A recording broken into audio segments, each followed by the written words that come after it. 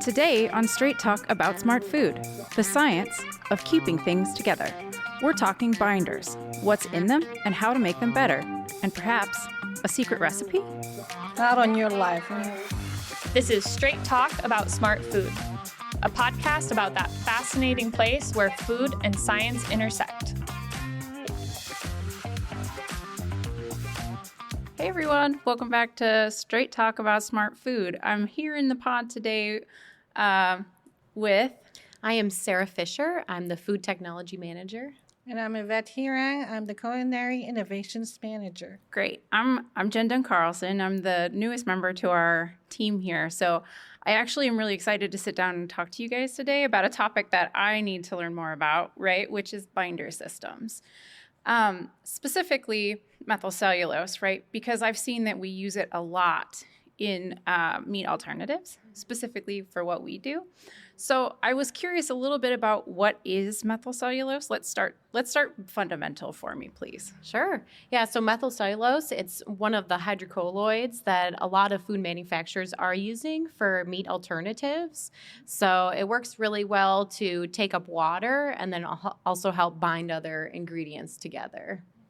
So when you say binding, are you talking about it holding it like permanently, indefinitely, like a gel, or is it something that's methylcellulose is like thermoreversible, or does it give you other specialty benefits to it? Yeah, methylcellulose is thermoreversible, so that also makes it really unique and works well in that way too, if you are wanting it to go through that reversible stage.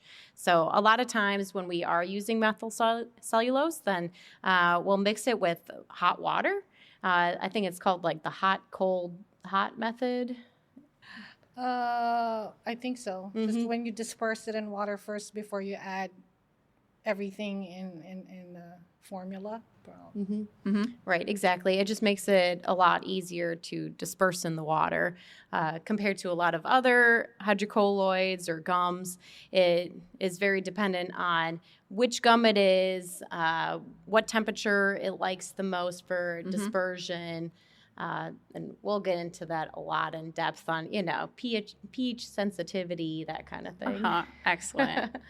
Great. So I think you had a sample, right? Something you could show me to be like, this is what it's supposed to look like when it's done right. Yeah, correct? exactly. Yes, we do have some popcorn chicken here Yummy. today. Yeah. One of the favorite things that we make here Right? at MGP. Right. I do Popcorn like the chicken? snack, right? Yes. Popcorn chicken. Yeah. Perfect. It is a hit, and so whenever I make these popcorn chicken, I have different types of binders that I've been playing around with. So in this sample, it will have methylcellulose. It'll also have some of our FP600, so that's a wheat protein concentrate, and then also one of our starches as well, our wheat starches.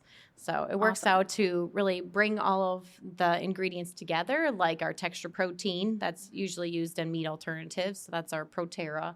It's like our shreds version. So it's these little shreds that kind of look like chicken. And today I gave you guys the ones that are textured wheat protein and textured pea protein. Oh, cool. So yeah, it helps increase the PDCAS of it. So Great. Perfect. yeah, awesome. So I'm Great. excited to Try it. share those with you guys today. All right. Well, thanks for grabbing these. They look really good. Thank you so They much. look yummy. Like, what did you put in this popcorn chicken again? So in the popcorn chicken, this is completely vegan. And so we have our textured wheat protein and textured pea protein. So with that, you have two different protein sources. So that really helps increase the PDCAS. What is PDCAS? Okay. Explain that to me. Awesome. So PDCAS, I believe, stands for the Protein Digestibility Corrected Amino Acid Score. So proteins have different scores. So by having wheat with pea, it helps increase that score because some of those protein sources are deficient of certain amino acids. So by having a blend together, then it helps increase that score. So, and then also I liked it just to show that there are applications where you can use them together and it really they meld together. It's homogeneous inside, and that's what you're really expecting in a certain type of like popcorn popcorn chicken. Yeah.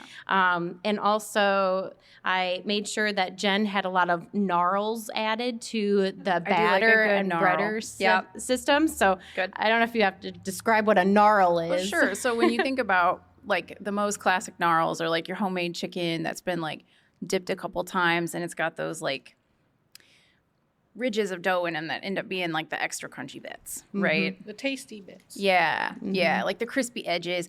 Like if you're throwing out brands, right? You get KFC batters and breads back of house, so they get a lot of those little gnarls in theirs. Like Popeyes will batter bread back of house, so they have a lot of gnarls in there too, because of the techniques they use to actually generate those little seeds.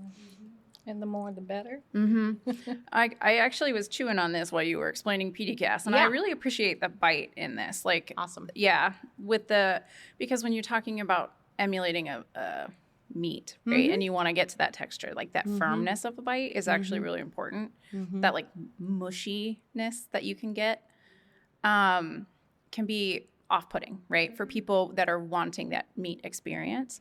So is that the methylcellulose doing that, or is it the shreds themselves? I would say that it's a combination of a lot of those ingredients, and I guess this is my confidential recipe for the popcorn chicken. You know, I don't give this safely away. in the vault. Yes, exactly. Not even I can have access I don't even give it to Chef Yvette. No. I'm like, can you share the formula with me? No, not on your life. I'm like, okay.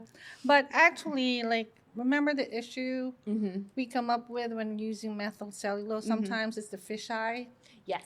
So that's why we have to disperse it in water. And I find it fascinating where different types of methyl cellulose, sometimes they require dispersing in warm or even tap water or hot temperature water. Or sometimes you could just add it into the rest of the ingredients. But then sometimes you get that issue. And I think that's how I would fix that fisheye issue. How about you? Do you have any other tips? Yeah, I guess I avoiding always that? just look up and see what the gum that you're using and what it likes to have, what temperature it likes to have, but also slowly dispersing that powder in the water using a high-speed mixer. So we do have like a handheld homogenizer here that I use, especially in the smaller Like a batches. frother. I use a frother. Yeah, that's right. And you broke my frother too. I'm already on my third frother. Like when I put too much methyl cellulose too fast, I'm like, it bends the whole frother. Oh, no. I think we need a regular supply of cream frothers. Yes, and that's why you can use the handheld homogenizer. So it's actually made for those For dispersing. Right, Sorry. exactly. Whenever you have a high solids content like that, it works really well, especially with like xanthan gum. I don't know if you've ever tried to disperse xanthan gum. Man, that talk about fish eyes. It just seizes up on you. As soon as it comes in contact with water, it just... Okay. I find that, it's one of when I was working on salad dressings a lot, you had to you cut it with salt, you plated it on sugar, you tried to really disperse it out. If you were using it as like a ready-to-use dressing mix, it's highly important to get that well dispersed before you try and put it into a system. Or else it just Exactly. did not go well. And that's a good point about cutting it with other ingredients. So maybe you can mix these gums or hydrocolloids with other ingredients, salt, seasonings, that type of thing, to help out with that dispersion. And I'm also curious about, with methyl cellulose, you have to put it in a cooler to let it do its magic so it binds everything together. Do other binders, hydrocolloids, need that extra process, like putting it in the cooler so it binds? I guess there are some out there. I really go for talk to the supplier that I'm getting those other gums from and just seeing, exactly what it prefers. And, because some of them, for instance, they want different ions available. Like some of them want calcium available. Otherwise, it won't function as well. So when I'm making like vegan ham, for instance, then I'm always making sure that for the binders I'm using, I have some calcium available so it can make that nice stiff gel. So then I can actually slice this vegan ham. So I guess that kind of segues into a question I had, right? Since methylcellulose does seem to be kind of a gold standard for functionality in some of these products, but we're seeing this like pushback against ultra processed and chemical sounding ingredients, synthetic type stuff. So what are some of those more natural alternatives that you tend to like prefer to try and use? Yeah, so like there's carrageenan out there. That's my favorite. Guar Next to gum. methyl Yeah. Guar gum, xanthan gum. xanthan gum, Yeah. locust bean gum. Right. And modified starches, also proteins too. So like our wheat protein concentrate, FP600. We also have various wheat starches as well, midsol and pre-gel that I've been playing around with, because there really isn't any, like, this is the one key star replacement, Right. for Oh, methyl yeah. cellulose. And I Right. don't like it when they say, okay, it's a 1-to-1 replacement. Like, no, I've it's never not. found that to be true. I've never Not had in any success with situation. 1-to-1. Right. Yeah, I have to play around with it. Like, no, not really. Exactly. I mean, it's really a combination of a lot of them. So I have made these popcorn chicken without methyl cellulose before. So that's even a more confidential recipe I won't, Even more. share. No, I'm always happy to work with customers, trying to get them to, what they want on the label, what they're willing to have in their ingredients or not have. But methyl cellulose, right, that is the most popular. I looked up, it was 28% of all meat substitutes have methyl cellulose, followed by modified starches. So that's like some of the stuff we have, carrageenan, xanthan gum, guar gum, carabine gum, sodium alginate, cognac, and calcium alginate. So, And agar. yeah, agar's there. There's so many sometimes. And Which- there's other functional fibers like citrus fibers too. Yeah, I've seen that. played around with those. Yeah. I haven't done it necessarily in meat alternatives, but I've seen it in meat marinades itself, where they try to mimic that. They're trying to increase cook yield in chicken and like commercial processing. So they'll use fibers that way too. And they want that longer strand fiber to get that like bite that's sort of similar. So you'll see citrus fiber a lot. You'll see oat fiber I've seen as well.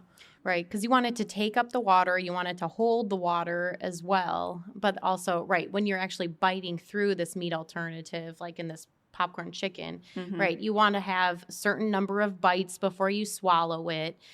This is a popcorn chicken. It's not a steak. It's not a ham. Yeah, it's like- so we use different gums for different applications. It's like when you bite into it, you can bite into it like real meat. But then when you look at it, it's not like something like hardened ham. Like you can't Right. pull it apart, but you can still like distinguish the ingredients. And if you pull them apart like that, Right. so you actually don't see the binder. That's what I like. That's Yeah. what I like about it.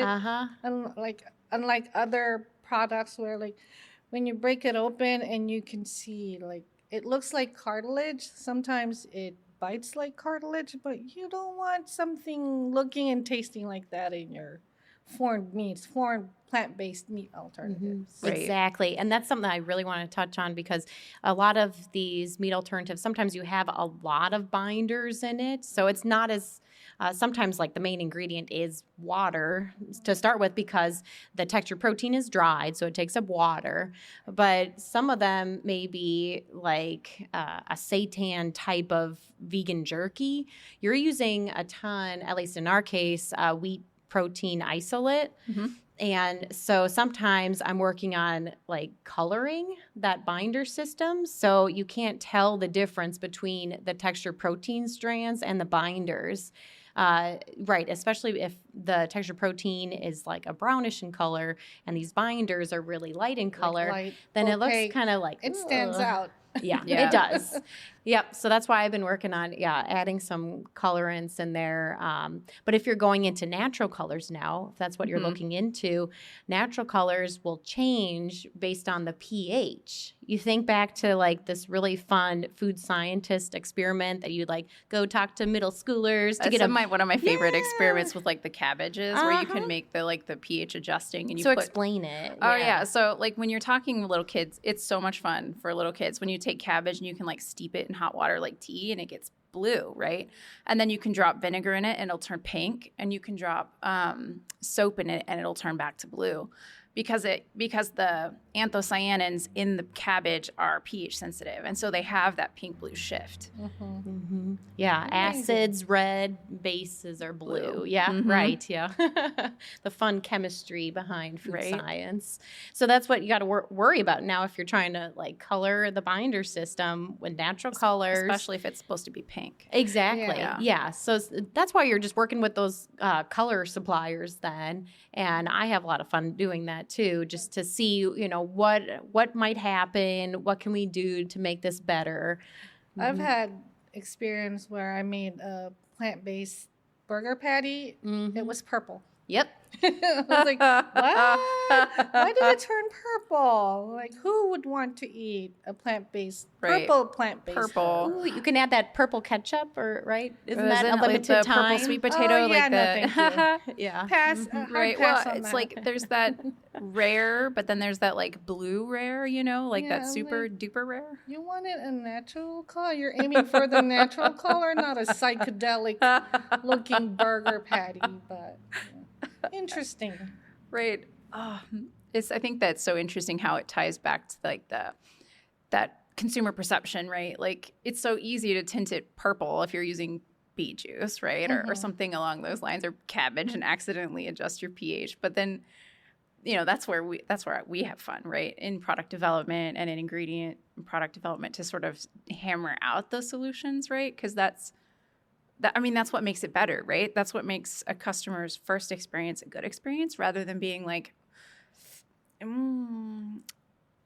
don't think I want to do that again. You know, no one really wants their product to be that product where you're just like, Yeah, you have to fail for you to succeed. right. That's why. I mean, that's where the science part comes in. The research, yeah, you again. don't want a plant-based meatball like feeling, or when you bite into it, it's like biting into a little rubber ball. It's like I've had that happen to me, and I'm like, I'm never gonna do this again. So the mistakes that you encounter, you try to avoid, and you learn from that. So Right. you try other options, and it's a good thing there's a lot of binder options out there. And I have yet to try all of them. But I'm a big fan of methyl cellulose. I need to go outside of the box and try other stuff. Do you have a favorite methyl cellulose? A40. Oh yeah, I like A40M. Yep.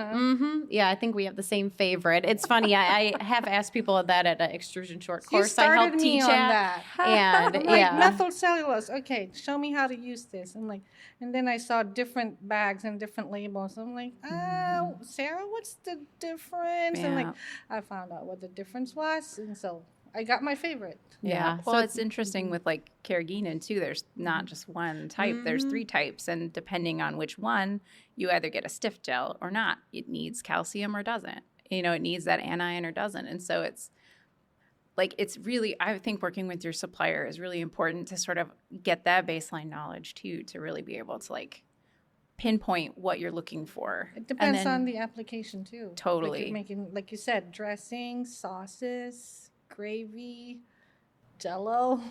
Right. So yeah. and also what the plant, like what that food manufacturer, what they have available, and for timing too. Because with Yvette bringing up how a lot of times when we're using that methyl cellulose, it needs that cold binding step. So when we're making like these popcorn chicken, I have to make sure I put them into the refrigerator before, like, so basically I make them into little popcorn shapes, and then I'll put that into the refrigerator for like 30 Or minutes. Let it set. Right. So then it can actually operate and set. There's a big So- difference between not letting it set in the cooler and just cooking it straight away. Exactly. And so that's why sometimes people are like, oh, now I got to throw in a whole bunch more methyl cellulose because it's not doing what it's supposed to. But Yeah. it's because they're missing that cold binding, the refrigeration step. step. Right. But that's the other thing, thinking about just a food manufacturer, like they don't want to have to throw it into a cooler for a long time. You know, time is money. So Right. that's Exactly. why I guess that's another benefit to look at some other binders too,